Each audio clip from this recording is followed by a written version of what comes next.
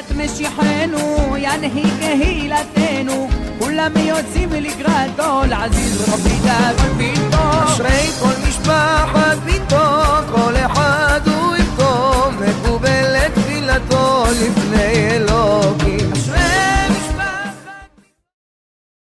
Shalom Vracha, que le bon Dieu vous protège, que le bon Dieu vous donne la santé, la joie, la prospérité, le mazal, et tout ce que vous désirez si Dieu veut, et des bonnes vacances. Mes amis, on est le dernier épisode sur Batia. Nous avons parlé sur Batia hier et avant-hier, et aujourd'hui, on fait la suite. Alors, vous savez que c'est elle qui l'a donné lorsqu'elle a trouvé Moshe Rabbeinu dans un petit verso au Nil, et elle a compris que c'était un juif, parce qu'elle a vu qu'il était circoncis. Et pareil que d'après nos sages, elle a vu de lumière sur lui. Vous savez, c'est pas quelque chose qui est normal, hein, que une qui était la fille de Paro, une qui était Goya, une qui était que à peine elle s'est lavée de comment ça s'appelle de l'impureté, comme une femme nida, qu'elle va au mikvé se trempe, elle s'est trompée dans le Nil pour enlever son impureté, pour enlever tout ce qui est impur, pour qu'elle soit attachée à Dieu. Parce que l'eau, c'est l'eau qui rend la personne pure. C'est bizarre comment elle a compris ça. Ça veut dire qu'elle avait une Seata Shmaya. Nous, s'il n'y a pas la Torah qui nous dit qu'une femme doit aller au mikvé, comment on va savoir que la femme doit aller au mikvé dans l'eau? Comment on va savoir? Comment elle a imaginé que pour se purifier de l'impureté de ses parents, de l'idolâtrie où elle se trouvait, il fallait partir dans l'eau. Comment? On ne sait pas. Mais ça veut dire que lorsque quelqu'un il veut faire quelque chose de bien dans sa vie, il a une Seata Ishmaïa, Hachem il l'aide. Hachem il l'aide. Vous savez, moi, j'ai cherché une paire de clés.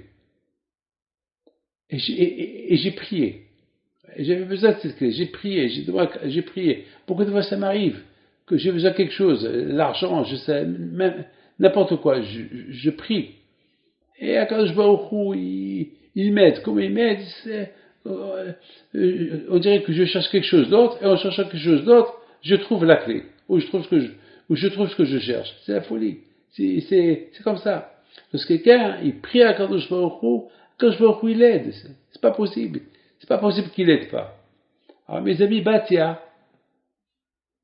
elle a réussi à comprendre qu'elle se purifie de son impureté, il faut qu'elle se trempe dans l'eau. Et en allant là-bas, elle trouve Moshe. Elle a sauvé Moshe. Elle a vu la Shekhina. Elle a vu une auréole sur Moshe. Comment elle sait c'est quoi une auréole? Eh ben, c'est la preuve que Bémet, Akadosh Baruch Hu, est avec elle. Une fois qu'elle s'est purifiée dans l'eau, là, elle est devenue attachée à Akadosh Baruch Hu. Alors, automatiquement, elle a compris c'est quoi. Elle a compris que voilà, elle a commencé à comprendre c'est quoi la Kedusha, c'est quoi la sainteté. Elle seule, elle a compris qu'il y a un avenir, que l'avenir avec ses parents, c'est pas un avenir. Rester princesse, c'est bidon. Princesse, tu vas mourir, ton argent reste là et ta faim, elle est pas, ta faim, il n'y a pas de faim. Ta faim, c'est fini, comme la fin de tout le monde. Mais là, elle a compris, lorsqu'elle a vu Am Israël, lorsqu'elle a vu les Juifs qui tenaient à leur judaïsme, avec tout ce que son père il leur faisait pour les déstabiliser, et eux rester dans leur judaïsme, ils ont trouvé des solutions pour ne pas s'assimiler, ils ont trouvé des solutions pour rester unis. Elle dit, ceux-là, ils font pas ça pour rien. Ceux-là, ils cherchent pas leur liberté. Ceux-là, ils cherchent à rester esclaves. Peut-être, un jour, ils vont être libérés d'esclavage de mon père, et ils vont devenir esclaves de l'éternel Dieu. Parce qu'elle savait, elle connaissait l'histoire. Elle savait elle connaissait l'histoire de Yosef, elle connaissait l'histoire de Yaakov Abinu, de Avraham Abinu. Il y a des histoires sur les Juifs, sur le Dieu des Juifs. Elle a entendu, c'est avec son père, il a balayé tous ces souvenirs-là. Mais elle commence à voir la réalité de ces histoires. Un Juif qui réfléchit, il trouve la vérité. C'est tout.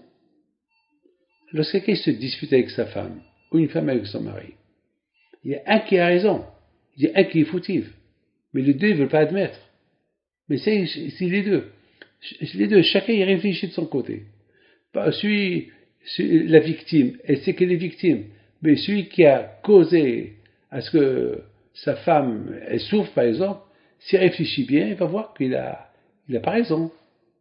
Il faut qu'il demande pardon. Alors là aussi, c'est celui qui réfléchit un peu plus sur l'existence de Dieu, eh ben, il va trouver qu'il y a Dieu. Eh ben, alors, si Batia, elle a compris, elle était au sommet de sa gloire, elle était une princesse très puissante, elle a préféré la vie juive, la vie des esclaves, que de rester ce qu'elle est, parce qu'elle a compris que c'est ça la vraie vie. Alors qu'est-ce que nous on va dire? Ben bête, hein. Alors vous savez, à tel point que le bon Dieu lui a donné une récompense qu'il a reconnu qu'il y avait l'auréole sur Moshe Rabbeinu. Et vous savez quoi? Quel nom il lui a donné? Moshe. Moshe, il explique le Baal HaTurim, Moshe, c'est les mêmes lettres de Hachem. Hachem, Moshe. Moshe, on l'écrit Mem Shin He, et Hachem, c'est Mem Shin He. Les mêmes lettres, c'est-à-dire, il lui a donné le nom d'Hachem dans Moshe. C'est la folie, ça. Mais comment il sait?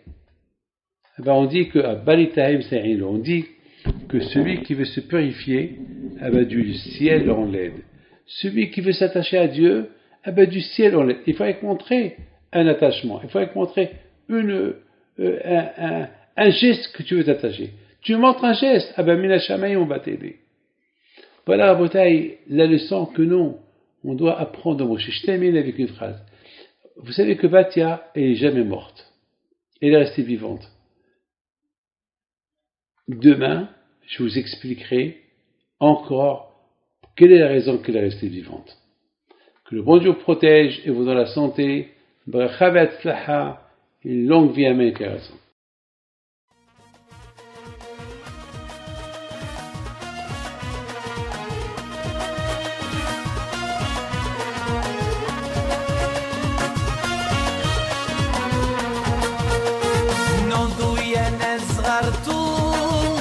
على ربيع حيم بنتو وقف لنا زي خو